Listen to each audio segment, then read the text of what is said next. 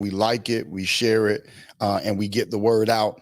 But we are live for episode 4 of For Sons Only.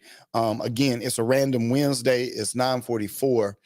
So we're going to see kind of who comes on in. And I really want to have an organic conversation. I want to change the cadence. And this is something that I'm really trying to do on all of my platforms, on all of the podcasts. I want to add a degree of spontaneity, increase the probability of the conversation. So it's not as I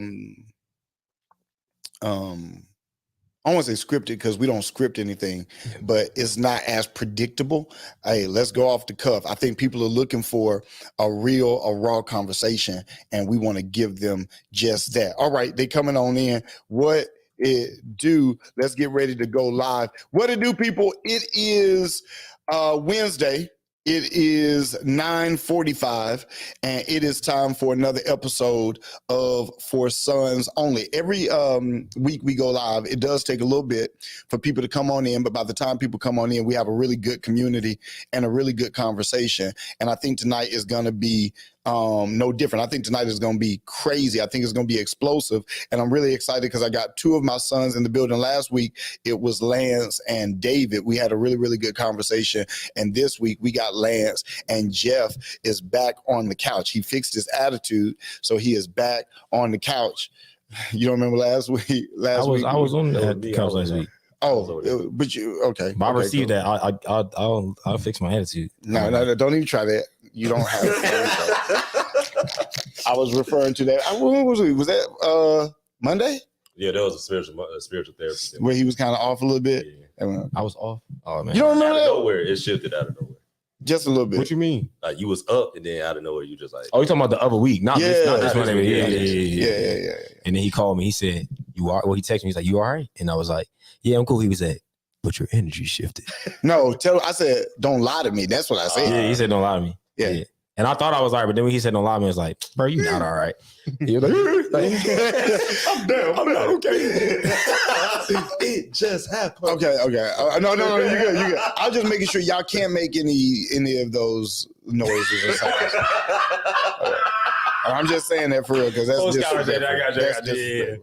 There's somebody on here that got a brother or something like that, and whatever. But no, I said don't lie to me, which for me.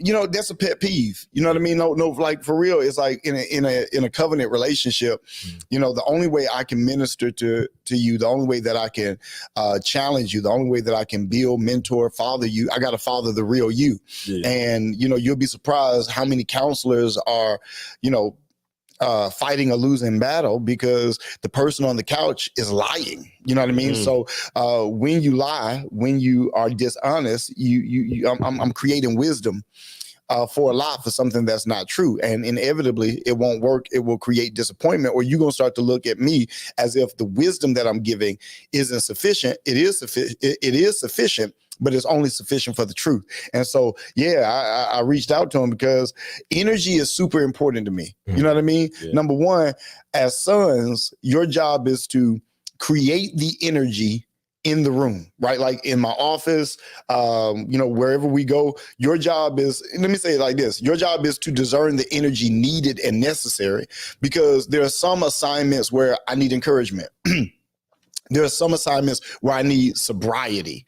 Like, hey, this is it. We're ready to rock and roll. There's some situations where I may need a level of humor and comedy. You have to be able to discern what energy the situation needs and then create that and then sustain that for optimum impact and activity. A son that doesn't understand their responsibility to sustain the atmosphere, what's going to happen is they're going to end up creating a contrary atmosphere. I'm trying to say antithetical, but they're going to create a contrary atmosphere, and it's going to create frustration. You follow what I'm saying? So when that energy was off, I was like, let me just reach out to him. And I know me, it's a man thing, it's a pride thing, but it's also a maturity thing in the sense of sometimes I'll feel something and I won't reach out because, number one, I don't want to jump the gun. Yeah. Right. I don't want to input issues where there is none. But then number three, I also feel like you have a level of accountability where if there is something going on, you should let me know. So if you don't, I'm either going to feel like you got that under control. You don't want to talk about it. But I reached out to you. Number one, I think to see how you would respond to it. But then also, I never want to be guilty of somebody having a problem around me and me not being able to discern it and at least ask a question. How did you feel about that? Going to Jeff, how did you feel about that when I reached out to you and challenged you on your energy? Yeah, no, I appreciated it. Well, number one, like I'm a high energy person. So I'm always knowing like if I'm in a room or an environment, if people see me, like they expect like, oh, he's going to have a smile. He's going to, like he's gonna be focused, but he's gonna have a smile. He's gonna keep everything light. But it's like, man, like I was sharing with you, like sometimes you just have days where it's like it'd be moments, certain days where stuff hits you, and you like, okay, this is really what's going on. And I'm also not a person where it's like it's weird. I'm learning how not to feel like I'm getting in somebody's way because real life is happening to me. Mm-hmm. Right. So even when you first text me and I was like, no, I'm good, I'm straight. Cause in my mind, like I shared with you, I'm not a person who is like, if I reach out because like, hey, I need to figure this out or I need to talk about something, I want to actually kind of have a grip on the fact that like, no, this is really what it is. Because I don't like doing stuff like, I don't like trying to figure out problems like aiming and missing stuff. Because for me, it's just like, no, like, let's just sit down. Let's see. Okay, let's be honest. Like, why is this happening? Where were you? What role did you have to play in it? Is it something just like, oh, actually just like is a triggering memory that actually might have brought you to a point of like, dang, my energy is down. And when you reached out, he was like, hey, like, don't lie to me. And then I think the dopest part was like, if you're not going to let me help you carry some of that stuff, like the point of you being around, like is null and void. Yeah. And I think that's really important. Because, like even it's like it's weird because you always got to be reminded, like, even though you're serving someone, like you always have to be cognitive, like they're serving you too. You know what I mean? Yeah. And it's like I had to like really be honest with myself and I had to repent, and apologize because it's like, dang, I'm robbing myself of that. Like, and when you talk about like not understanding the responsibility, it's like not understanding my responsibility with the energy, which I do. But in a moment, if it seems as if you don't, you also can mess up like receiving your inheritance, right? Because when you give wisdom for those type of things, like you said, if I stay in a spot where it's like, all right, well, I don't need the help. It's like the wisdom that you give, I might look at it, which I never do, by the way. Anything you ever say, like, even if it's to like anybody else, it's like, oh man, like, let me hold on to that because I might have to apply it.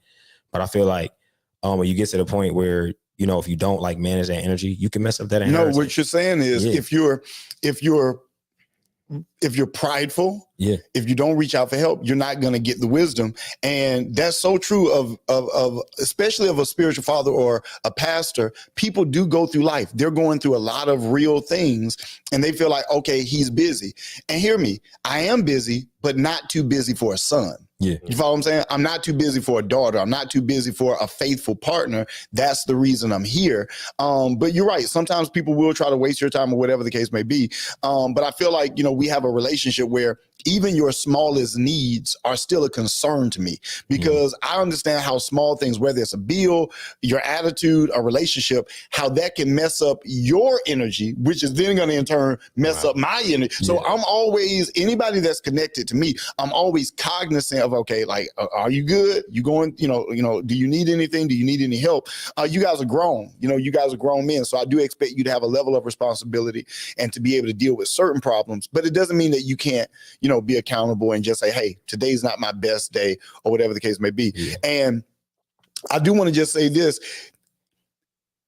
having the right energy doesn't mean being happy. Absolutely. You follow what I'm saying? So I'm not saying that every time you guys are around, you have to be happy because I think that creates a bit of, a disingenuous atmosphere because you do go through life, but it doesn't mean that you can't be attentive and aware and supportive and gentle. Those are the types of things that regardless of what I'm going through, I'm not going to let if I'm going through life and you come to me and say, hey, I need wisdom on that.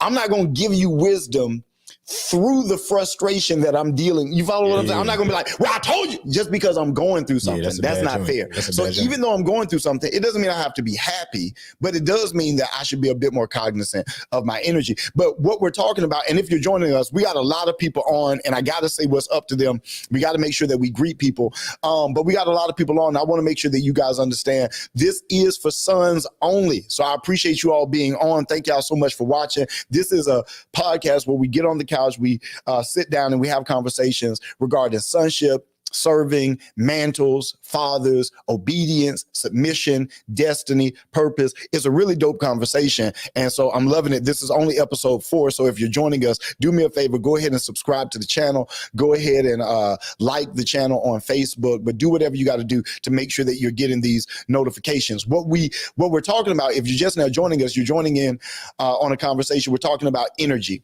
and we're talking about the son's responsibility of creating the right environment and creating the right atmosphere, and then sustaining that environment and sustaining that atmosphere through their attitude or through their energy. What about you, Lance? Have you ever had a situation where maybe you got in an argument on the way here? Maybe you were having an issue, but you just weren't in the right space, but you still had to serve. How did you navigate that? Yeah, it literally just happened last week. Last week was like just a rough week for me. Just stuff just happened all the whole week. And literally, like Jeff was saying, one day, it was a Thursday, I was in the shop, and I had to start praying and repenting, because what I realized I was doing was, through my frustrations and through my battle and through the test, I was leaning on my own understanding, and I was kind of like turning an ear at one point to God, like, I'm trying to figure this out on my own. Let me try to figure this out on my own. And it was like, I was just talking about it earlier today. It's like, when life is life, and that's a good thing. That's all, because 100. If it's not life, and then it means you have given up on something. And so, like, I was just telling God, like, man, forgive me for turning my ear to you. Forgive me for even having the thoughts of wanting to figure it out for myself. So Thursday, I was just going through it. I had to be here for rehearsal for set design, and shout out to Jazz Gates and Daniel Gates. They both was like, you good, bro? And I was like, yeah. And so later on that night, I had texted the core team for the set design, and I was like, man, forgive me. I know I was a little out of, the energy was off with me from what y'all normally see me. And I was like, it was just things were happening at the time, but I was pushing through. I was still trying to joke with you guys, have a fun time. But it was certain moments and pockets where you would feel the pressure or whatever. And Jazz was like, man, just for you to be able to still push through and serve and have a good time, that shows a level of maturity and things of that nature. So those type of words of wisdom and those words that build you up, that was very key for me. And so I just learned for myself, like, at that moment, while we are serving, and even when life is happening, you got to stay, like you say, you got to stay true to heart. You got to stay true to God, and understanding that God has never forsaken you. God would never, forget about you. And so even through the test, he is always working on your behalf. And if you know that, then you will serve with a sense of confidence that while everything is happening, while everything is shaking on the outside of the world, when I get inside the presence of God, what's happening on the reality of the outside of the world doesn't shake what the reality of who God is. So, that's tough. Yeah, 100%. And the thing about sonship is vulnerability. It is submission. It's being accountable. It doesn't always mean that you're looking for an answer or you're looking for an out. It doesn't always mean you're looking for help. A lot of times men can shy away from the accountability because they do feel like they can fix it on their own. And I'm not saying that I can fix it. Sometimes it's just you letting me know kind of what headspace you're in so I can pray for you. If there is wisdom, I can give that, or I can just be a support. And that's kind of what I was saying to Jeff. What I don't want to be is just a tool, right? I don't want to be just somebody you use to fix something. I'm a real person. So my best comes out in relationship. Right. Like, even if I'm a counsel, even if I'm a, impart, even if I'm gonna give revelation, the best conversations that we've had have come organically, in relationship, not when I'm in a pulpit. So I'm always trying to tap that current and tap that stream, but it only happens if we have frequent conversation. I got a question for y'all. So have y'all ever walked in, or have I ever walked in with a different attitude, and I say different because just an off attitude, bad attitude? How have you dealt with that? Have I done that? And if so, how did you deal with that? Not a bad attitude. It's times where now like, don't they're gonna tell you don't give no little don't give no weak answer. Tell the truth. I'm gonna tell the truth. And I've been able to be on the road with you. They went to South Africa, which by the way, it just burns me up every time. Here we go. Like, he'd be like, just been on the road, but they've been to South Africa with me. Like, oh my gosh. I won't miss South Africa. Like, it's in my mind. It's like as soon as they say I'm going, purchase ticket. I'm just there was a destiny trip. Yeah, that was a destiny trip to go across the water. You know what I mean? On the same plane, and our hearts knitted. I mean, it was something that people, you don't experience that all the time. We praise God. It's like no, but no, yeah. It's been moments where like it'll be a Sunday, it'll be a Tuesday, and we're like, I think it was this Tuesday, Lance and I, like we were doing something, like we were doing a thing for a merge or whatever, and we were just back here chopping it up. And like it got to a point where like if we in here, we just try to get real quiet. So that way when you come in, it's like, all right, cool. Like, he could be tapped in. We about to get ready to go, whatever the case is. But you came in upbeat and it was just like, okay, cool, making a switch. It's been times on Sundays where we've been upbeat, we've prayed, and then it's like, we'll laugh, ha, ha, ha. And then you'll come in and it's like, hey, it's time to be a killer. And then it's like, we flip the switch. It's not a bad attitude. And I think like, I'm not even gonna speak to the people. It's not a bad attitude. It's just a understanding today, like you said on Monday. Mm-hmm. Today is just a different day. Like if you treat every day the same, then it's like, okay, you might miss a moment. Mm-hmm. But if you if you able to sense like it's something in the air today, then that's an advantage. So I would say that. I wouldn't say like a bad attitude. So yeah. Okay, we're gonna go to Lance and then we're gonna greet the people real quick because I see people are on. The community is growing. Thank y'all so much. Look, if this is your first time ever joining for Sons Only, do me a favor, just type in the chat newbie. I want to be able to say what's up to you and let us know where you're joining from. All right, Lance, have I ever came in with a bad attitude? I'm trying to figure out what I ate today. Why am I burping like that? Yeah, Chick-fil-A? No, I wouldn't. I didn't. Oh, guess what I had? Good burger. I had touchdown wings. How was it? I had touchdown wings. I asked for golden barbecue and lemon pepper sprinkle, and they freaking separated them. They gave me half lemon pepper, half golden barbecue. That's one thing. Y'all love y'all lemon pepper down here. Like that's the only I wanted lemon pepper sprinkle on the golden barbecue. Yeah. So I don't know. Did you still put it on there though? Yeah, I did. I had some in the cabinet. I put it on there, and it tasted good. But I still feel like I didn't. But it was still good. It was still good. Flats or drums, bro? What do you mean? All flats? Absolutely. There we go. Literally all drums? Flats.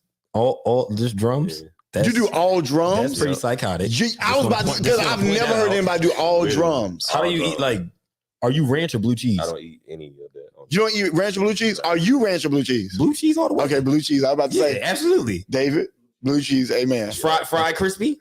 No, extra crispy. You don't fry crispy? No. Why? It's a wing. It's not supposed to be soggy. You got a little crunch to it. You need one of those. I can't do extra crispy. That's crazy.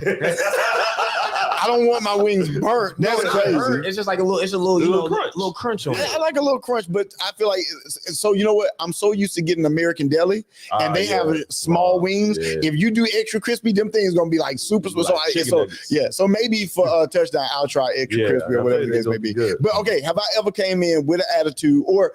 Maybe I was off, said something crazy, whatever the case may be. How did you deal? Have I? And then if I have, how did you deal with it?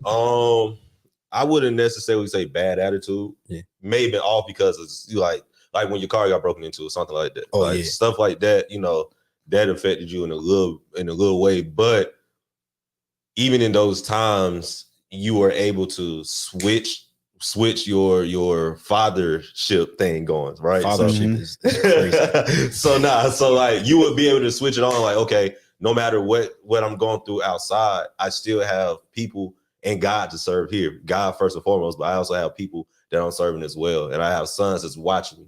Right. So you set the example of like, hey, whatever y'all going through outside for the time moment, right now we on assignment. So if you let your everyday life mess up the divine assignment that God has over your life, then you're not stewarding that well. So if you steward that well in such a way that even when you do come in and you might have that off energy, or you may have something that's affecting you outside, we all know like, all right, he might not feel it right now, he gonna kill you. You remember was back here. I think it was a Tuesday, and he was explaining. I don't know who was going through whatever, or maybe like how sometimes like we'll be chilling, and he'll just say something random and be like, "Dang, that was crazy." Yeah.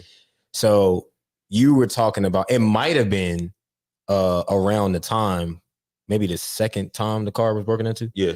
And you had said, "Man, I look at it like this: if I already got my heart broken, what I'm holding back for?" Yeah. So it makes you think like if you coming in here and it's like something goes on, like something makes you angry or something gets you down, it's like, all right, well, let me just go all the way in. Let me take that energy. Let me, if it's a negative thing, let me do whatever I need to do. Let me pray. Let me turn that into like, righteous anger that's going to lead me to a divine solution. So yeah, anytime you've came in and it's been something that you might be irritated by, it's like, he's about to kill today. I think too, you hold true to what you always tell us, like perseverance is like a key to ministry. Number one. It's like when you're able to persevere through all of that, it's the reward for that is so much more greater.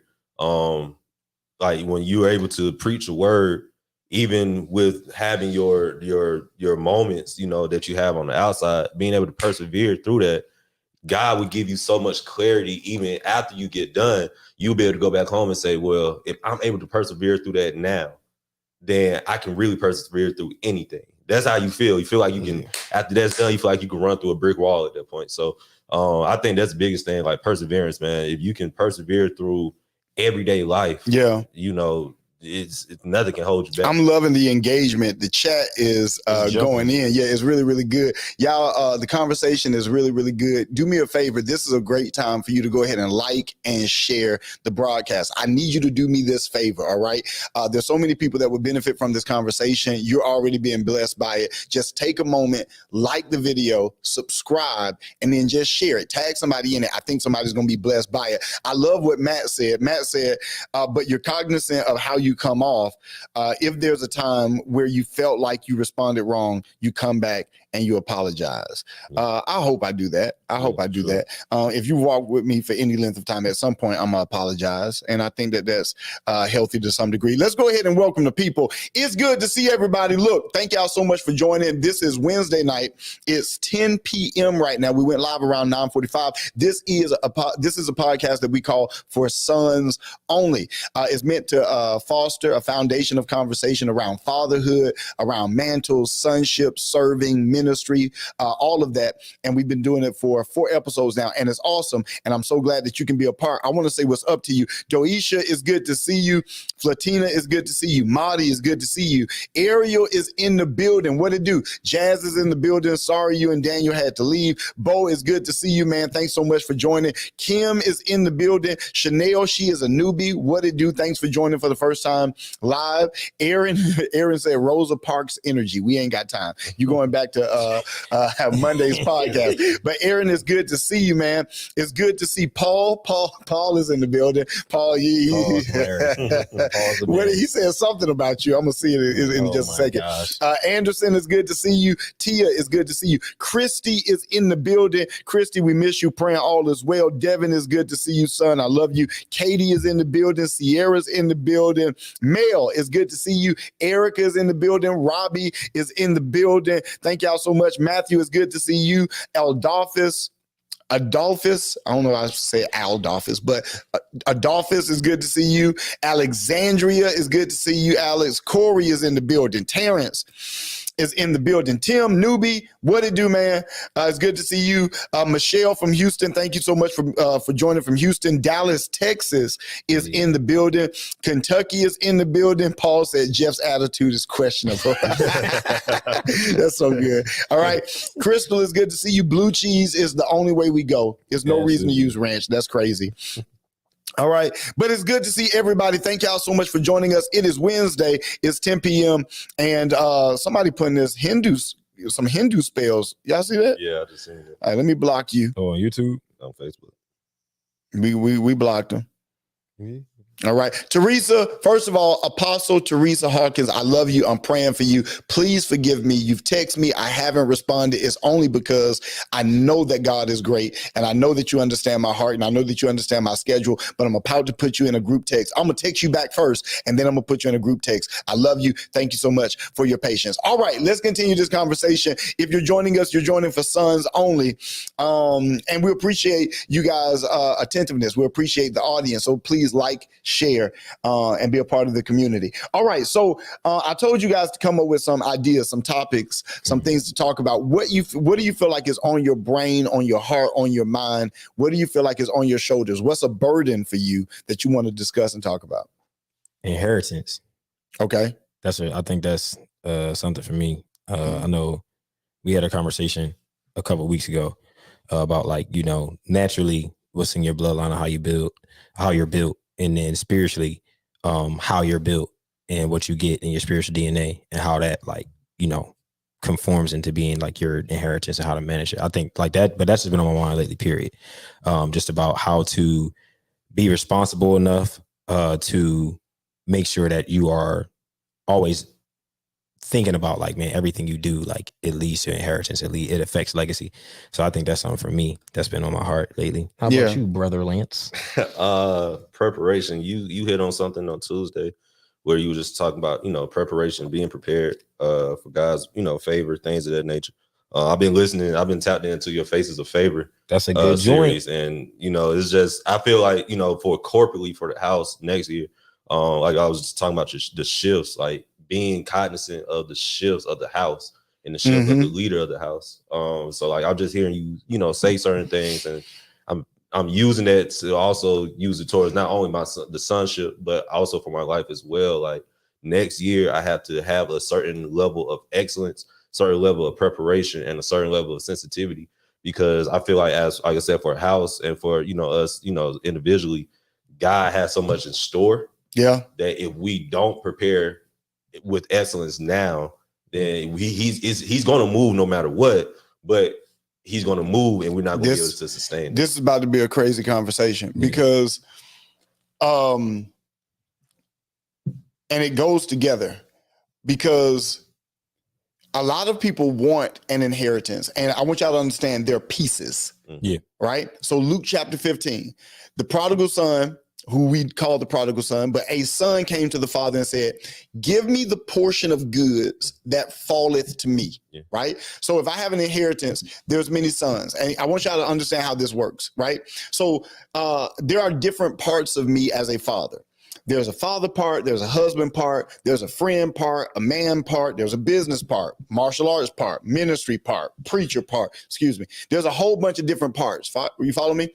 Now, there are certain people that only glean, or they only get an impartation from the part that they need, or the part that reminds them of them, or the part that they need for their assignment. So let's say if you're an actor, or you're a filmmaker, or let's say you're a barber, whatever the case may be, or a father. So from a father standpoint, you get something. From a business standpoint, you get something, but you don't get anything from the ministry standpoint because you don't feel like you're called to ministry. Right, so when it comes to preaching, when I have those conversations, you on your phone, you shutting down, you talking to people, whatever the case may be, because you don't feel like that is important. Right. So throughout the relationship, you don't really pay attention to that, which stagnates the level of wisdom that you're getting in that area. So you end up leaving my life whenever you transition, go to your next, I die, whatever the case may be. You end up only getting the part that you thought that you needed. You follow what I'm saying? And that happens with a lot of people. So they miss so much other stuff that could actually undergird and support what they need, but because they can't compute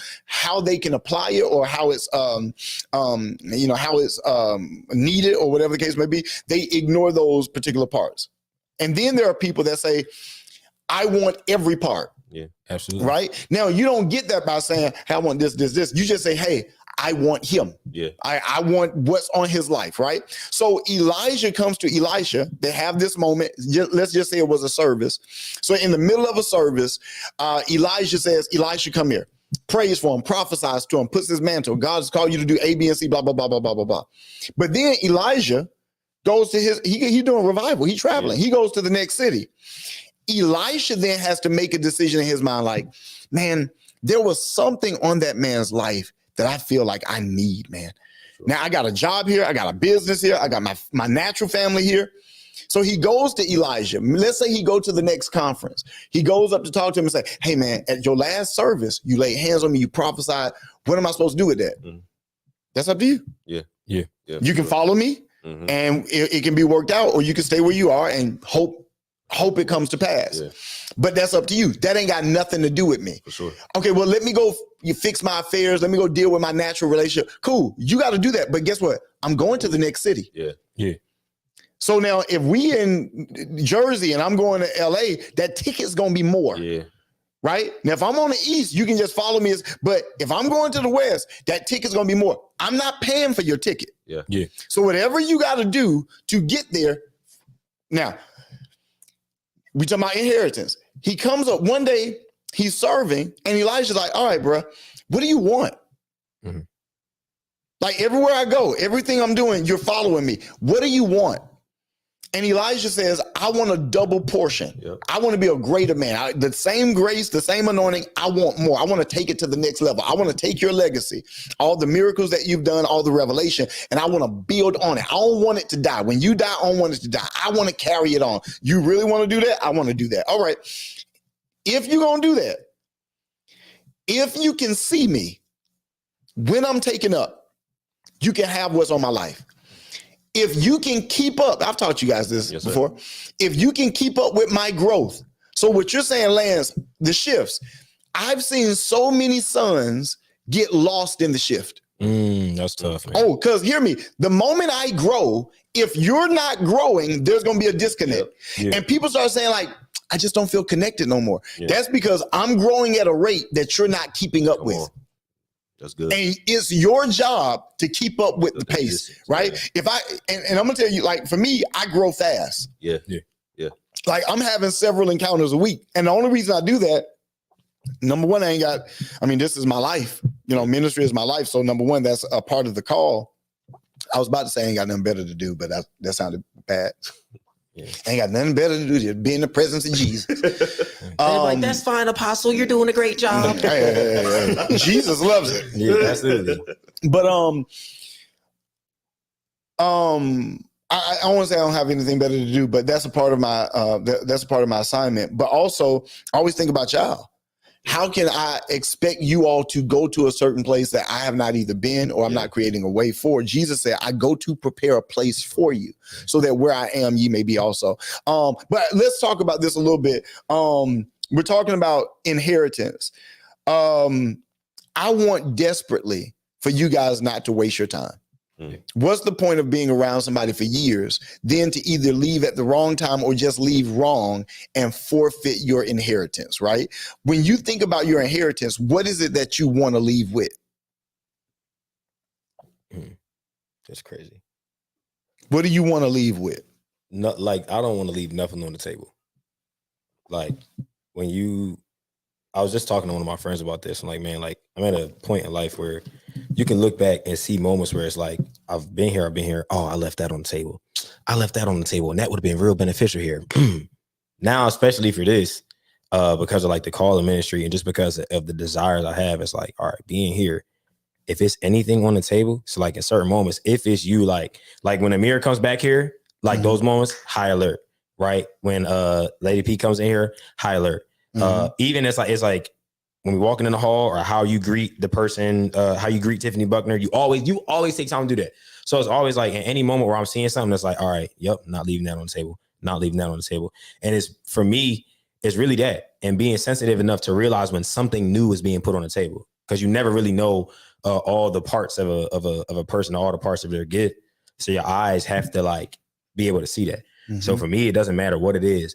Anything that's there and the Lord will allow me to take that and apply it to my life, then yeah, because at that point, if I'm thinking leave nothing on the table and do it the right way, then I'm gonna be fine. You know what I mean? Because you can get stuff off the table and be out of pocket. Yeah. That I'm not with that, because I've seen that happen, and it's a very bad thing, because people think, when you do something disingenuously or you do something with low integrity, you're not going to be able to properly even use that tool that you were given. Like, I hear you. Fold. So it's like you're going to, and some people think they leave places and they think they doing good, What happened?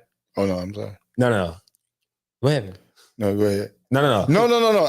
I felt something and I spoke in tongues, but I stopped myself. But then I turned to David to see if he heard it in the microphone. Oh, yeah, no, but like, I was like, some people like it was a real. I did like 2 minutes before. He gonna text me like, bro, stop doing that. But like, some people leave places and it's like, man, like you got that gift, but it's like it don't work and it look corny because little dude, the outside world know you did something out of pocket. No. Okay, so you triggered something because Bishop Bismarck told this story. It was a while ago, and he said that if there's an grace on the house, right? That grace, the scripture says, Psalm 133, I believe it is. It says that the anointing flows from the head down. So whatever God places on the head, his desire is for it to go down the head, of course, through the beard, through the maturity, that's leadership, and then down to the skirts of the garment, which is fellowship, which is the community, which is the congregation. So everything that God gives the head, he wants it to permeate through the entire body.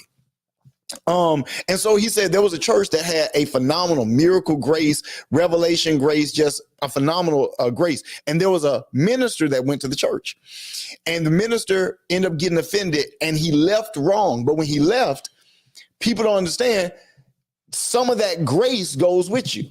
Yeah. Some of the people go with you, right? So some of the people left, he had that grace or whatever. So he started a church, not knowing that the only reason he had that grace is because he was connected to the vine. Yeah. The moment he disconnected, that grace had a lifespan. Yeah. Like that reputation, that credibility had a lifespan.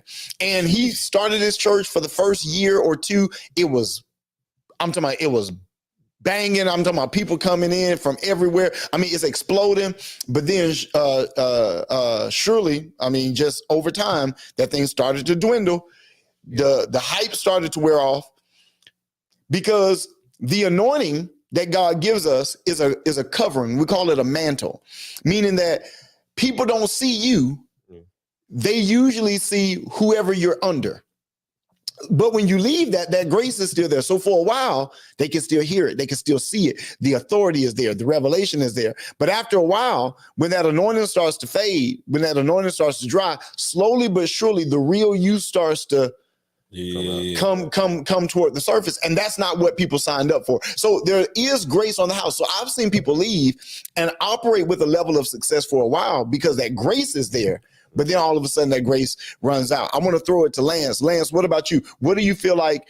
And I know Jeff just said, I ain't leaving nothing on the table. So it's real hard for you to kind of pinpoint one thing without saying. But what are some of the things that you're looking for that you would call your inheritance? I would say just like how you said, like when we was in South Africa, I hit on this the other day. I watched you how you South Africa was a time. It was crazy. And I watched how you managed. I watched how you managed your relationship. And like you gave every relationship there your all. Like you gave them wisdom, you gave them impartation, you gave them your time, you gave them laughter, whatever. Even to a person that you had just met out there, you would have thought like y'all knew each other for years. Mm-hmm. And so like, you literally every question he asked, you gave pinpoint direction, you gave pinpoint answers. So I can say like for me, I learned like you said something back here one time. You was talking about how it was a certain preacher that used cologne, and he used so much that even when he be in the halls, Carlton Pearson, yeah. So boom. So when you said that, it made me think about like my aroma. So the aroma of my spirit, I want that to like I have people that I'm intimate with, like when I handshake. like proximity. When I say intimacy, I mean proximity. Okay. You see what I'm saying? Like Tiffany Buckners and people like that. Don't try to name people. Don't Tiffany over there like, no, don't say my name. Tiffany gonna cast that out of you. Tiffany gonna take it out. It's a joke. It's a joke. So like people that's close proximity, they get they get that, right? But then you have people that's not close proximity, but they still feel and they smell like they know your spirit. They feel your spirit, right? So it's like that's what I want. Like I want the people that my sons, like my natural sons, one day my spiritual sons, I want them to have my aroma. Okay, all right, but we got to have a conversation because one of the things that I've seen and I've noticed is that usually the people the closest get the least. Yeah. Not because the father, the mother, the pastor is giving them the least. Yeah. But Jesus went to a place called Nazareth. That's where he grew up at. He tried to do miracles. People wouldn't receive it. You know what I mean? They said, ain't that Joseph's son? And so the scripture says that Jesus could not do a lot of miracles because of their unbelief. My question to y'all is, why does it seem like sometimes people that are further away, Pastor Israel said this to me. One day I was preaching, man, and he came up to me afterwards with tears in his eyes, and he said, hear me, out of all Bishop Bismarck's sons, you have his spirit the most. That's crazy. And you've been around him the least. Sheesh. He said, bro, you are a splitting image, the way you preach, all of this different kind of stuff. And we've talked about that. I got a video where we actually talk about that. So I'm throwing that to y'all. Why does it seem like people that are closest get many times the least level of impartation, while people that are far away, they have such a level of respect and honor and dignity for this particular person, but people that are close may not have that same level of reverence. And I'm not saying this to you all because I think you all do a phenomenal job, but why would that be the case? I think people forget why they're here. Like they forget and they fall familiar. Listen to this, Dave. So it's like they see like from one before they become a son or before they get have the proximity, they're watching you from afar and they fall in love with the gift. They fall in love with the person, right? But then they get closer and it's more so like, all right, he's gifted. I know that. What's there? What else is there? And so it's like, nah, like the gift will always be the gift. And as long as the gift is always a gift, if you're here to receive the impartation from the gift, then you got to keep your heart right. You got to keep your mind right. You got to stay on point. You got to be able to say, no matter what this person says, no matter the jokes, no matter proximity, I still have the gaze on like I want to zero in on that whole thing that you said about, oh, he's gifted, but what else is there, right? Yeah. There's layers. There's outer court, holy place, most holy place. And I think I was saying this before, for me to invite you to another level of my humanity or my personality, that takes a lot of level of trust. Sure, so when you first get into the outer court, it's only the altar and there's the laver. That's all you get, right? All you're going to get is my gift or whatever the case may be. But I try to show you all, whether it's through martial arts, whether we're talking about some other stuff, I try to show you all previews or flares of either my humanity or another level to say, hey, there's a lot of stuff. Go ahead. I'm definitely going to get that inheritance. The martial arts? You kidding me? Okay. No. I just want to point it. I just want to say, that's off the table. You got to work on your flexibility and your mobility. My horse stance is amazing. You still not amazing. Not amazing. I would never say that. Not amazing. You just started doing it. But I'm saying you still like Oreo Mogato. Like, you know what I mean? We got to get your flexibility and stuff like that. You're a ball player. But on a serious note, what were we talking about? Pieces of the gift. Like yeah. And so when you said that, I got excited because I really feel like this is a great conversation. Because, man, I was saying this to one of our ministries, and I was like, you guys are my vehicle of expression. If y'all are not working, it feels like I'm creatively constipated. You follow what I'm saying? And it's the same thing with sons. Sons should provide an area and atmosphere and a place for the father to be able to be human. Yeah. But if my humanity, because I ain't got no drama, I ain't got no baby mamas, I ain't got no you know what I mean? There ain't gonna be no, there ain't gonna be no craziness, you know what I mean? Or whatever. So I think sometimes when people do show their humanity, but it's like, it's not crazy, it's like, no, this is boring. You know what I mean? So how do you all deal with that? Do y'all feel like I keep y'all at bay? Do y'all feel like I'm hiding stuff from y'all? Do y'all feel like there's another level? I mean, what do y'all feel like? Do y'all feel like, talk about that? No, talk to that. Can I double back to answer the first question you asked too? So I think another reason people don't receive what they're supposed to, when we was at the leaderboard lock-in, shout out to Pastor Anna, because she taught on the exchange. And it's like, if I don't give you my dirt, you can never give me your gold. Like if I don't give you, she said that? No, I literally, I didn't hear that part. Say it again. That's crazy. When I was in Miami, I was working out, and the Lord, like I was playing that joint over and over again. Yeah, because he had to add that in there. Just say what you just said. I was breaking out over and over again. I'm like, all right, what is the point of this? And it's like the Lord's like, hey, if you don't give me your dirt, you'll never get my gold. You never will. God said something like that to us when we was in South Africa. That's good. Go keep going. He probably said it when y'all was in the villages too. I was in the palm trees. That's crazy. But nah, like literally, like it's always that exchange. So I think that, you know, when we around you again, hey, you good? Yeah, I'm straight. Don't lie to me. If I don't give you that dirt, even though to me it's like this is a big piece of dirt. In the reality, the grand scheme, it's like that's so minimum. And the gold I need for that moment, I can't receive it if I'm not willing to be like, let me just make this exchange. Right. But a lot of people, they get familiar, and then my uncles did construction. They taught me like certain dirts do have different values. So somebody can get around you and they can see your dirt and be like, oh, he just like me. No, he's not. I got you. This dirt actually is good for fertilizing. This dirt is actually good because it challenges yours to become pure. It challenges yours to become better. So I think that people get around, they see that and they think like, oh, well, you know, well, he is just to give. I'm just to give too. So even if I do this, like I should be straight because, you know, I was under him and I can go and I can do this and the third. It's like, it don't work like that. Yeah. You know what I mean? Like you gotta be thorough in the process of exchange, and you gotta be willing like to go to that different level. So I really just think that's what it is. And as far as go ahead. Go finish. You asked the second. What was the second question? Because I started talking about Miami, and I just thought like that's crazy. The second one you asked, what do you ask? You always listen. What do you ask? Did you point to David and say no? David actually. I'm not gonna lie. David is one of the best listeners I know. Like 1,000%. Yeah, Larissa would say something different. Oh, that's crazy.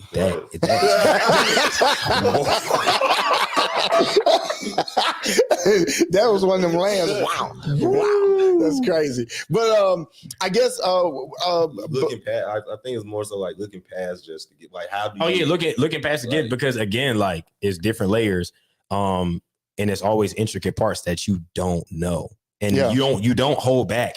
You give us what we need in that moment, because a father's job is to be able to see when the son, like when you can handle this or when you can't handle it. And as a son, like you got to be cool enough to know, like, all right, if he's not showing me that part of his life, I'm not ready for that. And it might be some parts of your life that I'm just not really going to see because I'm not meant to see it, and that's fine. But yeah, like it's stages to it. So I think that you don't hold back. I think like the martial arts joint, that's a big part of who you are. So when we be talking about different things, watching different stuff on YouTube, it's like, man, that's actually dope. Because it gives us a different perspective. And then we can share like what we're passionate about with you as well too. And it's like, all right, cool. Like that's a dope exchange. It is hard for a pastor not to have a community that he is accountable to. And of course, you can have friends that are far away, but sons become that community that holds you accountable to your purpose, your destiny, your standard of integrity. And the cool thing, I think the cultivating thing is the sons have to figure out how to do that in honor, which becomes their exercise. But I also have to know how to receive that in humility. That becomes my exercise. And so we should both sharpen each other through the process. My issue is maturity and trust. There are certain things I can't show you because, like you said, I don't want you to think, hey, if we're struggling with the same thing, that we're on the same level. No, I've had to go through certain things to be able to struggle with it and still be productive. You follow what I'm saying? You're struggling with it and it's stopping you from getting up in the morning and stopping your prayer life and stopping you from writing the book. And you haven't done those things. So I've had to be consistent through it and still have a level of productivity. So what that does for me is that if you're going through something, I can be like, yeah, bro, I've struggled with that too. And I've still been great while I struggle with it. So why aren't you able to be great while you're struggling with it? Tell me what you're dealing with so I can know, so I can tell you what you need to do. Some of it's just like, bruh, you feel bad about that? Yeah. Why do you feel bad about that? Repent, get up, move on. Some of that's like, you're still doing that. So you got to be challenged, but you'll never be challenged if a person doesn't, put it on the table. Go ahead. Nah, I totally agree. Like you said, like that was crazy what you said. You got to give the dirt before you can receive the gold. And it's like, even with wanting to see past the gift is in so many different sectors of life. So if you only looking at the preaching gift, then you're not really seeing the gift. You're only seeing the ministry. You're only seeing that. But the gift in him is like, okay, I'm a gifted father. Like I'm patient with my daughter. I'm patient with my wife. Yeah. I don't yell. I don't do too much. I'm gifted in martial arts. I did this. I did. So if you're able to look at that and say, I can apply that in so many more ways than just church, then that's a great thing. But I think sometimes people, they kind of show their immaturity in just saying, I'm only here just for church. And it's like, church is a great thing. The spirit is, But people would be so upset if I said that. Yeah. If I say, hey, I'm only here, just give me a gift. I'm only here for church. Yeah. No, when you're going through your marriage stuff and your finance stuff and your identity stuff, like, I want to be there for that. For sure. That is what that's what fathering is about. The difference between pastoring and fathering is that my responsibility, the accountability, and the authority doesn't just rest in church. You've given me access to your life. Yeah. Now this is what we gotta also make sure we understand. We're not peers. Yeah. So you giving me access to your life is a prerequisite to being a son. Yeah. Me giving you access to my life is not a prerequisite. You follow what I'm saying? So I can, like you say, I can withhold stuff. And when I say withhold stuff, I'm not talking about lie. Yeah. I'm not talking about intentionally try. I'm just saying there may be parts of my life that I'm like, I don't want to share that right now because I do want to look for a level of maturity. You know what I mean? There's certain stuff like you're married. He's not married. So there may be certain stuff that I may talk to you about that we can talk about because you're married. Right. It doesn't mean that I'm not going to talk to him about that. Right. It's just that I'm not going to talk to him and, whatever about, you know what I mean? Just to give them time. Now, the moment they cross that threshold, here comes another level. Right. Here comes another level of vulnerability. So it is a maturity thing. It's a trust thing. Let me ask y'all this. How do you grow that trust? So as a son, do you feel trust? Do you feel a lack of trust? Like in a certain area, do you ever feel a lack of trust? Do you feel more trust? Do you ever feel trust, losing trust? Because those are things. You can gain trust, you can grow in trust, but you can also lose trust. Have y'all ever felt that? How do you feel your trust quotient, or how do you feel the dynamic of trust in our relationship? Never. It's always like in a gaining perspective. I think that how you gain it is be thorough, be consistent. And like the same way the word says, prove yourself worthy of the calling that you have received, prove your maturity. And you don't have to say it, like it'll show for you. Show up, be consistent, show that you're applying the things that you are given, not just here, but like, outside, like make sure you have a good witness. I think that helps grow trust. But I think like it might sound weird. I feel like the only moments where you will be like, oh, I'm losing trust is if a shift happened and you just didn't see it. If that makes any sense. Because that distance can feel like, oh, he doesn't trust me. And it's like, nah, that don't got nothing to do with it.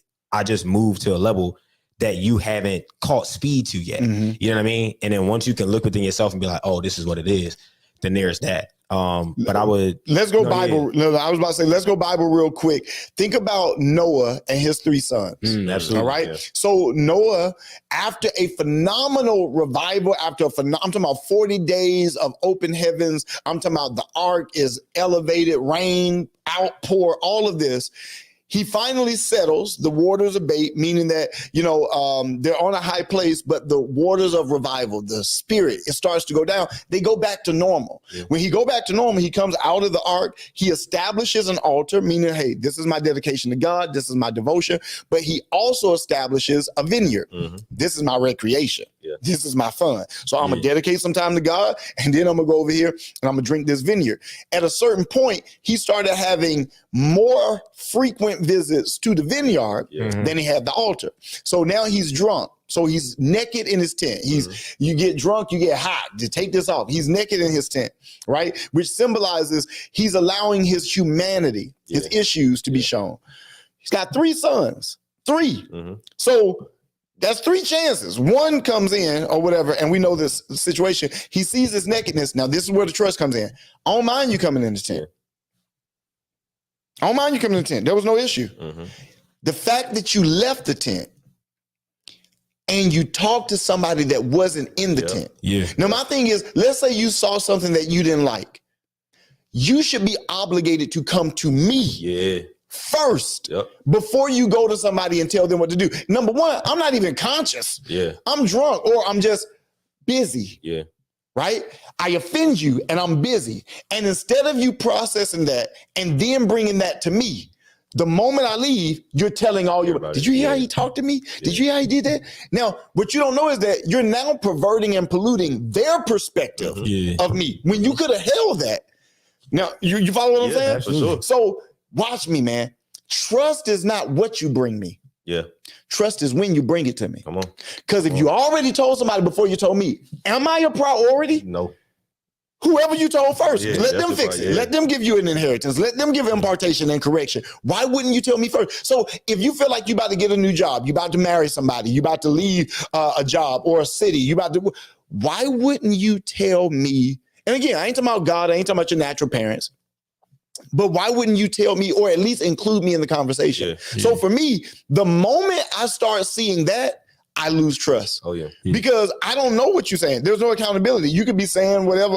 I don't know that. Or if somebody else comes on Monday, you weren't here.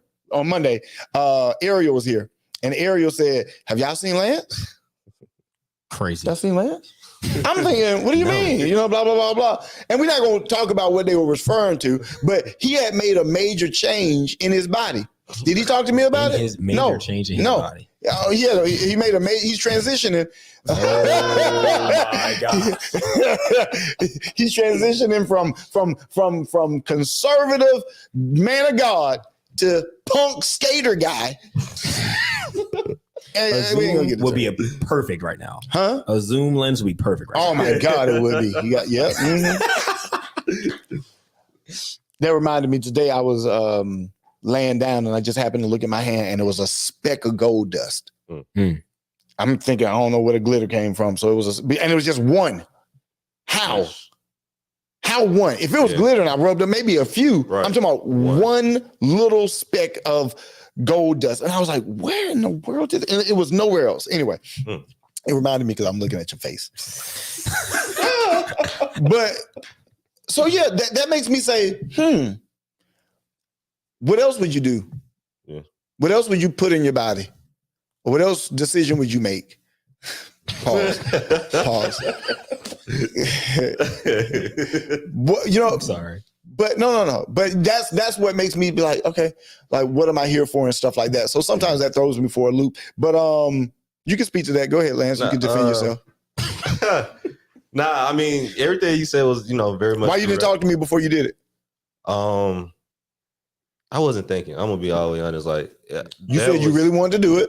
Yeah. And it was a decision that like I said, I just didn't think through spiritually. I'm gonna be being all the way honest. It was more so like you said, I always wanted to do it, and I was like, hey, I just feel I want to do it now. But it wasn't the right decision. I can say that, and it wasn't the right decision. And the way I knew it wasn't the right decision, because when I got it done, I really did feel bad after. For real? Yeah, like I honestly felt bad after, and even through people, I knew that it was confirmed that it was a bad decision, because when I got to church, people was like, you really got that? And it was like, all right, God, I hear you. So, yeah, that. And again, I'm honestly, I'm an artist. Yeah, that's one of the things that I'm. If I can bring anything to the body of Christ, I want people to see preachers as artists. Yeah. Right. I mean, think about it. We have to use comedy, therapy. We have to use theology, communication, props, visuals. We have to use all of that, from rhythm and cadence, alliteration. We have to use every type of art form in order for us to communicate the message. So I really feel like, preachers are artists. So I'm into the flair. I'm into the different. I'm into the creative. I'm into all of that. So I don't really have a, whatever, people have their, whatever they do or whatever. So I'm into all of that. I think for me though, I'm always thinking about, and y'all said this too, whenever people are close to me and people do something, the first thing people think is apostle has approved. Yeah. It don't matter what it is. Yeah. Folks get married willy-nilly and apostle has approved. And it's like, I didn't even know they were getting married. Yeah. I had no idea. Mm-hmm. But because they have some type of relationship with me, because they're close, Apostle has approved. So I just want you guys to think about that, because let's say that young guy that was like, I need your address or whatever. Yeah. Imagine he's watching y'all to say, all right, how do I be a son?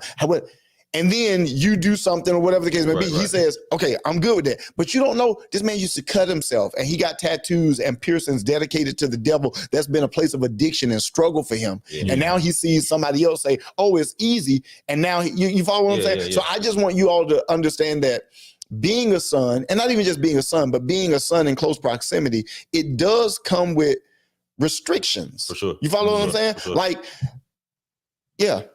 Nah, so I mean, and like I said, everything that you're saying is very spot on, and like I said, it's confirmation really for me. But then back to your first question about the trust thing. No, we stand on this. We stand. It's all in it. Even with that, you have three. Like one of the things you said in Faces of Favor, and you said it on Tuesday too, was when God gives you favor, He also gives you options. And so with that, you got, to me, with favor, you got options with trust. Trust, a part of trust and proximity is favor. Because God, when you grow, God trusts you with more. Yeah. And so with that, even with proximity and trust, it's like you got three options with that. Either you're going to be vulnerable, you're going to be sensitive, you're going to not be scared to, approach and ask for correction or get correction, whatever, or you're going to hold it in, you're going to stay away, you're going to create distance, you're going to be weird, you're going to keep things away, or you're going to do how you said the last option is go to other people instead of just going to your father, whatever. And y'all know I'm never going to make a decision for you. For sure. So I'm gonna always be like, I'm gonna give you options, and then I'm gonna let you choose your option. I was thinking about that today. It was somebody, I don't know if it was a vision or something like that, but and what I said in the vision, I'm gonna say to you all, number one, I'm gonna give you options. Mm-hmm. You're not bound to follow my option. Right. Yeah. Right. I'm gonna be with you regardless. So if I say, hey man, if I were you, I would do this, or you could do this, or you could do A, B, and C, I'm with you regardless. Mm-hmm. Even if you say, I don't want to do any of that, I'm gonna do what I want to do. Cool, I love you. Right. The only time I'm gonna separate myself or create distance is when what you're doing becomes a detriment to the ministry or me. If it becomes a danger to you or to me, then I'm probably gonna be like, hey, maybe you shouldn't serve right now. I love you, but you probably shouldn't be back here right now. But no, I wouldn't have made any decision. I wouldn't say you gotta, if you do. No, 100%. It would be like, man, it's real sassy, but hey, go. I'm like, go ahead, do what you do. You know what I mean? But you just gotta, like you said, when God gives you favor, and when God gives you, especially with a spiritual father, you got to exhaust those options, man. If you don't, then you can't blame anybody for your downfall except for yourself. Even with God, God gives you options. That's why God is so great, is that He doesn't force you to do anything. You have to choose 100, to follow Him. You have to choose to do right. So He will tell you what's going to happen if you do this. But He still say, hey, you want to... And He'll never leave you. Or forsake you. He's right there. And so, that's the biggest thing, man. I think that's the thing with people. Mm-hmm. So God won't leave us or forsake us, but people do all the time. Oh, yeah. Like people are the most unforgiving things ever. Oh, yeah. So it's like, for some people, they might feel like, oh man, I can't have this conversation, even with your natural parents, right? Or maybe your parents passed away and your sibling is like your older parent, or like your parent or whatever, your older sibling. It's like, I can't have that conversation because if I do this, like you actually really might not still rock with me. Yeah.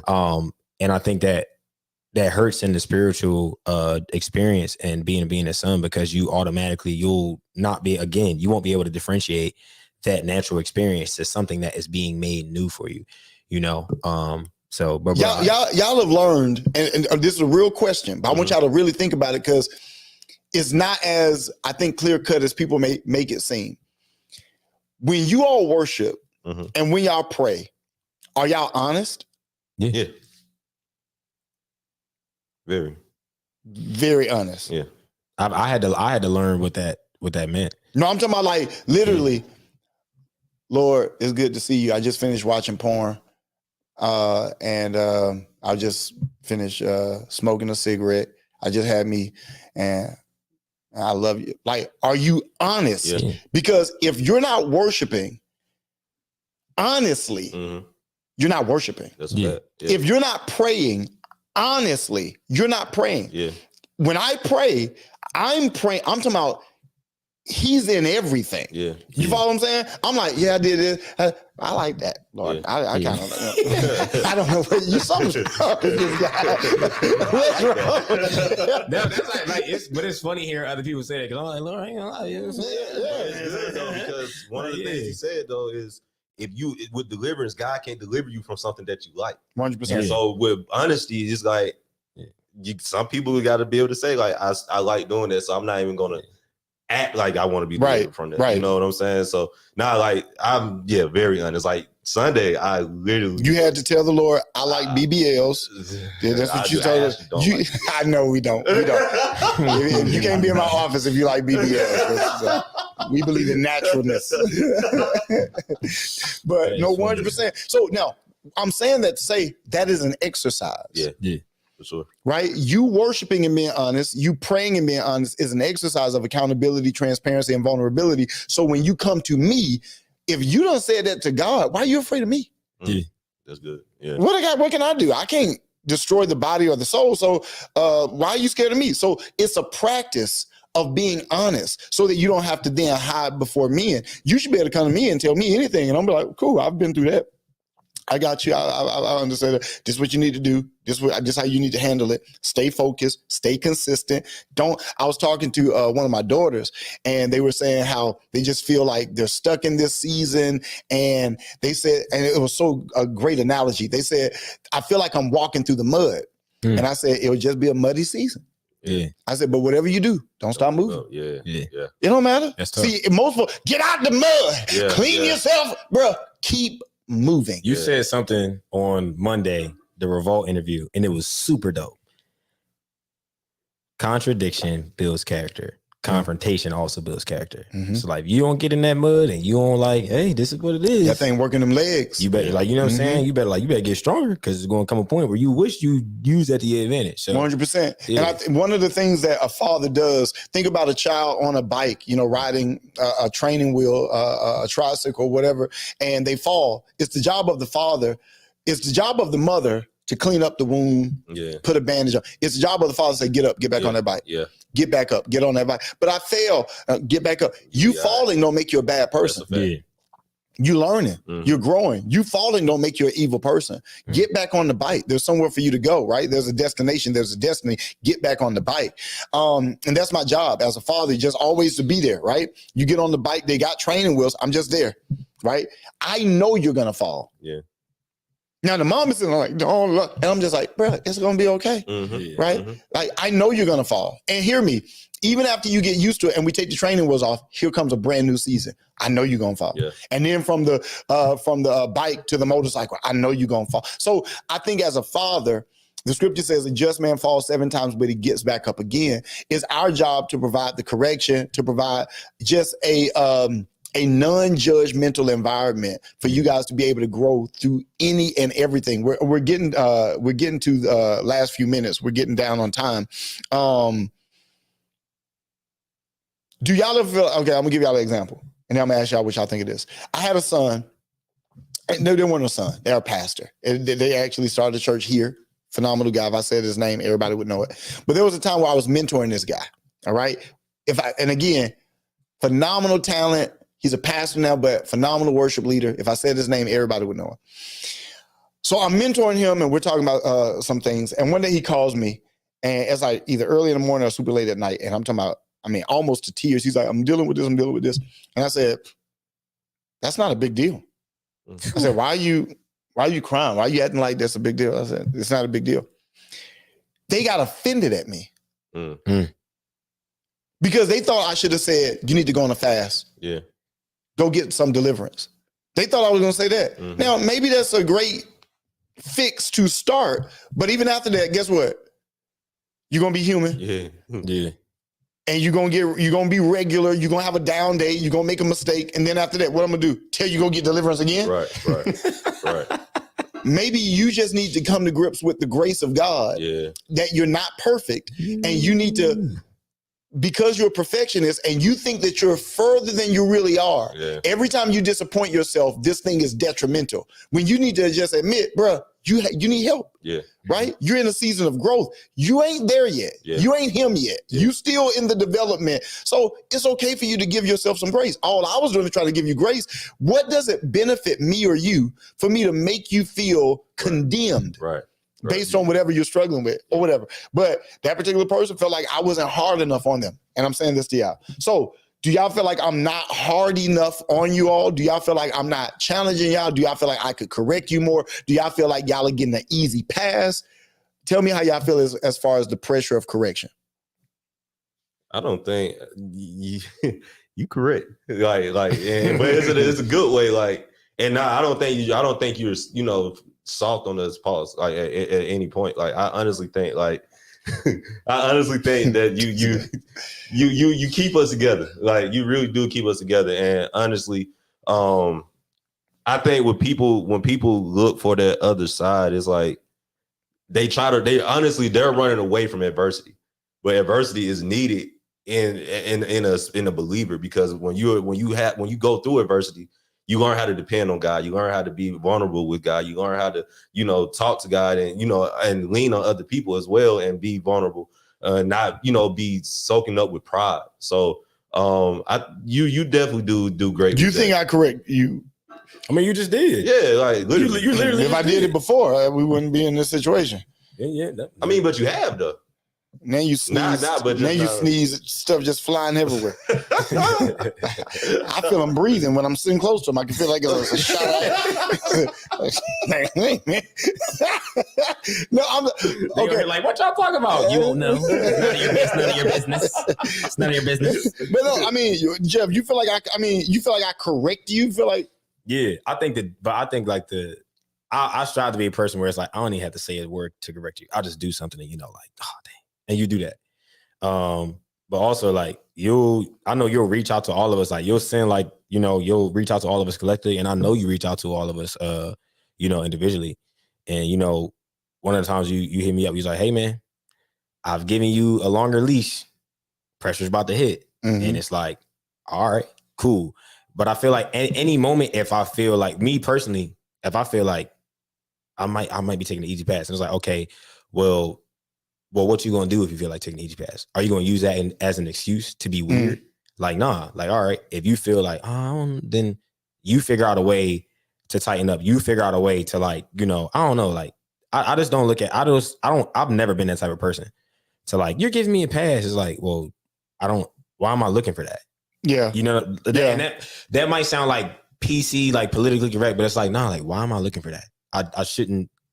I want to throw it to David real quick, but I don't know if you're looking at the comments, Lance. But Pastor Sheridan, Bishop Sheridan Alexander, do you remember him? Y'all remember him? Yeah, he just said Lance. So he just said, "What's up, man?" That's from South Africa. Yes, from South Africa. Praise God. We praise God for you, man of God. Yeah, you're gonna definitely be there. Can't wait till we go to Tokyo. He's a great guy. Hey, Tokyo, that's gonna be crazy. But we ain't gonna be able to go to Tokyo, and David gonna get to Tokyo. All right, but I want to ask David real quick. David, what about you? Do you feel like, because I mean, we talk a little bit, life has gotten busy. David, is everywhere. He's in high demand. But do you feel like I don't correct you? I feel like I need to correct you more. I don't know what you feel like. I don't correct you. I feel like you have before. But you feel like, why don't I do it now or more consistently?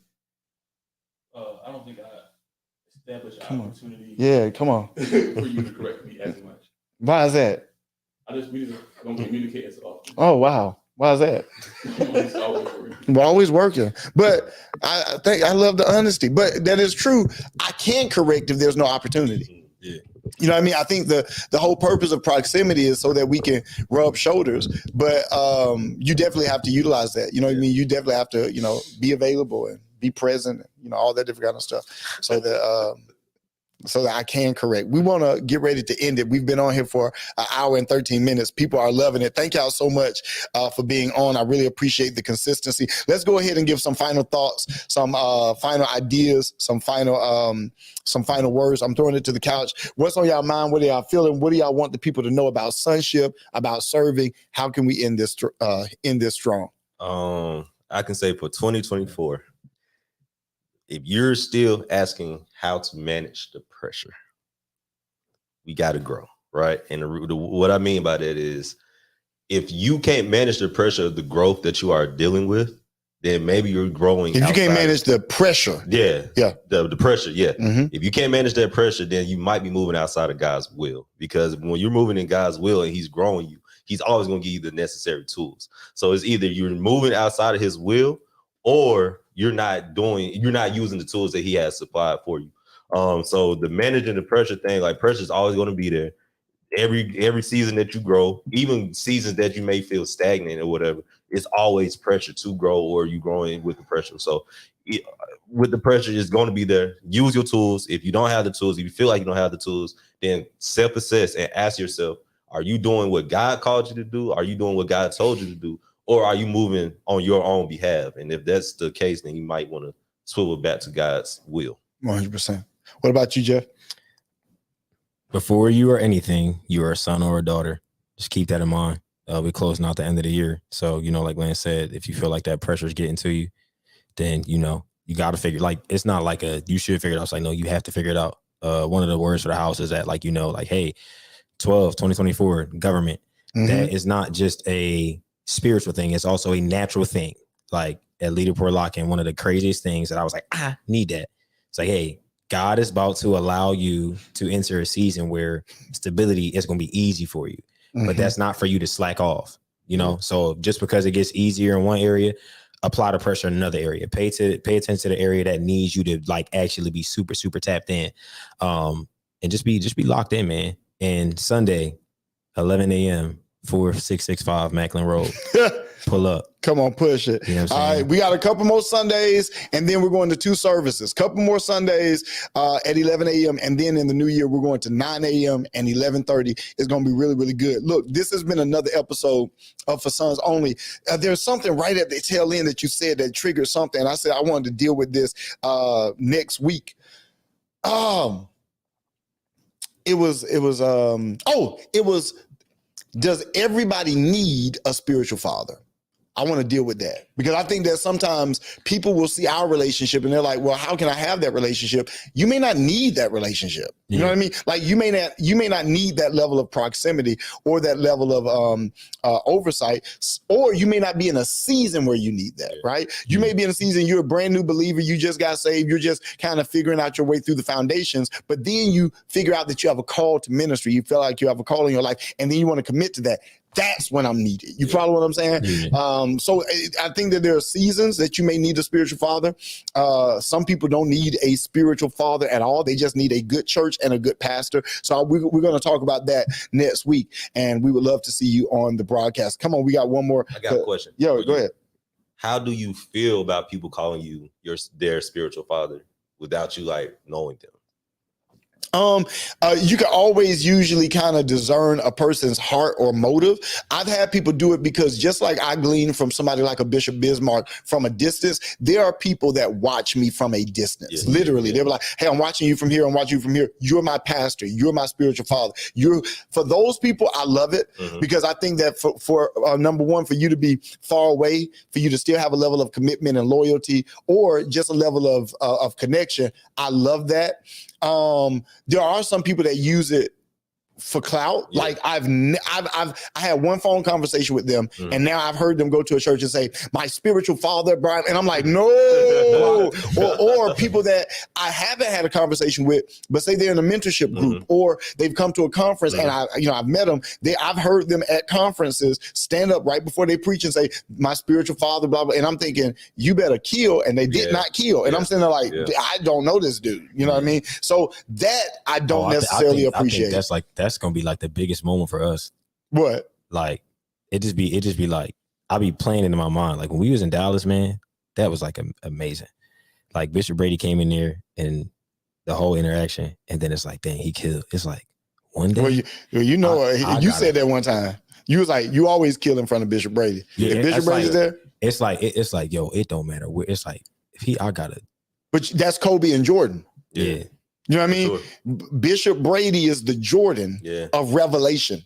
There ain't nobody. I mean, maybe before him, maybe a Varun Ash. You got a Miles Monroe, but even Miles Monroe, he didn't flow in fluent revelation. It was more so concepts and models. When it comes to somebody that can flow in the mind of God in real time, Bishop Brady is one of the only people that I know that can do that. I feel like I get that from him. Maybe I had a small gift in that area before I met him, but I get a lot of that grace. So since I've worked it, anytime I preach in front of him, I'm trying to show him, bro, I can handle the rock. Yeah. Like, yeah. He like that's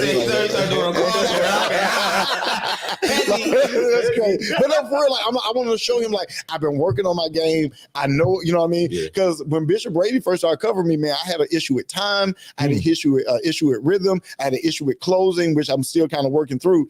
But to get over some of those humps and to be better in my presentation, anytime he's there, I want to show him, like, hey, I've grown. Yeah. You can trust me. All right. I got it. That's like, that's amazing though. Like, cause it's like, that's inheritance, man. That's legacy. And like, no, I just not a person to believe naturally, spiritually. No father wants to look at their kids and not be like, 100%. That's my son. That's my daughter. It's like every time but it's like, I feel like in your mind, you be like, this is it. Like you just said, it's like, this is it. So it's like, man, it's like that's like, yo, that's Brian. He's with Brian. Like, you know what I mean? Like, and like, he's with Apostle Meadows. He's with Apostle Brian Meadows. That's we don't have an opportunity to do that. We just got to kill though. Yeah. But the biggest thing with that too is like, anytime I think about it with sonship, what you learn from your father, what you learn from God, period, you should be applying to every sector of your life. Yeah, for sure. And so what happens is, if you're doing that, is literally while you're in the shadows of your father, like while you're watching your father before you even get on the stage, you already applying this to your life. So by the time you get on this stage, by the time he calls you and say, hey, I need you to go to this church, I need you to do this, it's almost muscle memory. Yeah. So where the gift is so great to other people, and everybody's like, oh man, this gift is great. That's where you see like the gift be like, I could have did better. Hear me, man. Like, we got to end this. I promise you, we got to end this. Sorry. But this man said, the shadow gotta be in the dark, man. Of the Father. Hear me. That is the hardest place. Yeah. That is the hardest place to survive, especially when you're gifted. You follow what I'm saying? When it's easy to serve a Saul on his way down. Yeah. It's hard to serve a David on his way up. Yeah. You follow what I'm saying? Because Saul on his way down is like, okay, I'm gonna get the throne. I'm just managing the time. If David's on his way up, you don't know when you get right. Like if your pastor is in the prime of him preaching, you may not ever get the microphone. Yeah.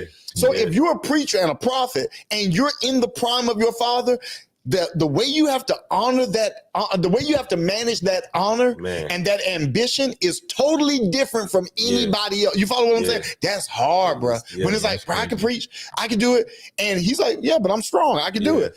It becomes easy to be like, all right, well, I'm going to go do my own thing. Not knowing you're getting the humility and the foundation and the honor, intelligence. You're getting all of that stuff, and it's making you more solid. Yeah. You don't see that because you're just looking for the opportunity. Go ahead, y'all can speak to that. You can't be an opportunist as a son, though. That's the biggest thing. But you know what?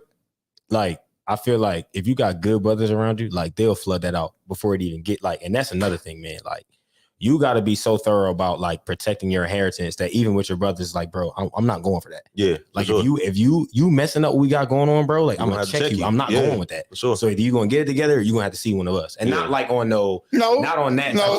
If it get there, it's like, yo, like you gonna have to see one of us. But I think like, man, like you got to be thorough in that, and sometimes like be like you preached on it before, like, man, you better embrace being in the dark. You better get all your stuff together now, because once that light shine on you. But that's stopping us from that. And again, we're building this into a ministry, right? But I think that's stopping us from being able to onboard more people, because I don't think y'all there yet. I don't think y'all are at the point where y'all either feel the authority, the freedom, or the legality to check people to the point where it's like, you can't be back here. Yeah. I can see that. I can see, but I can see that we're growing in that though, for sure. But it's like we're not like we are, but I think it's more so I have to be able to trust that y'all are gonna protect me. Yeah. Even from y'all. Absolutely. Yeah. Absolutely. Yeah. Go ahead. No, I can. That's loud and clear. Literally, I was about to say that. Like, I think that's what it is. It's like we definitely can protect you. Like we want that. But then it's like when one of us are doing something or not even just doing something, like showing up on time, something like that, small, right? We would say stuff, but then it'd be like, we're gonna give you a pass. Like, nah, like you gotta stand on business. But I think for 2024 though, like I said, the shift. People always do this stuff when they start getting to the end of the year. Everything becomes about the next year. What I'm saying is it's going back to the shift though. Like you speaking over the house at Leaderport, you was letting people know like, hey, we have no time for any funny business. Yeah. So if you got any funny business happening, then like you might want to. This might not be for you, right? And that's cool. Like that's the part. It's cool that it ain't for you, bro. Cool. It's not cool. This is not for everybody. It's not for everybody. So I think as a shift, like we were talking, it's like, you gotta be on the same thing with this as well. Like it can't be no funny business happening back here because if he's saying that for the corporate house, then we are the first example that's gonna have to show that. So you say it all the time, man. Like what's doctrine back here is theology out there. Yeah. So it can't be like just little things, but 100. It is the little things. We're gonna go ahead and end it, but next week we're gonna start off with who needs a spiritual father, why, in what season. We're gonna deal with all of that. It's gonna be a really good conversation. But thank you all so much for joining us. We went about an hour and 30 minutes. We did pretty good. I want to thank Jeff. I want to thank Lance. Of course, David is always making it do what it do. I appreciate his willingness to be here. He has a busy schedule, so thank you so much for being here. But thank y'all so much for joining. Please make sure you subscribe to the YouTube channel, follow the Facebook channel, share the video, tag somebody in the video. There's somebody that's having an issue with their spiritual father, with their pastor. They're trying to figure out how to transition. They're trying to figure out how to tell them they don't feel like they're growing. I think these types of conversations will give people a blueprint to be able to engage and interact with those that they're under, those that they serve in a better way. Until next week, all right? And look, y'all, I don't even want to say this here. I'm going to end it and then I'm going to say it. But until next week, can't wait to see you guys. It's going to be dope. I appreciate y'all, and I'll see y'all for spiritual therapy. Don't forget, Sunday, 11 a.m., 4665 Macklin Road. I would love to see you if you're in the Atlanta area, or if you want to join online. It's going to be a dope experience. I'll see you guys then. Until next time, y'all, we are out. Bless y'all.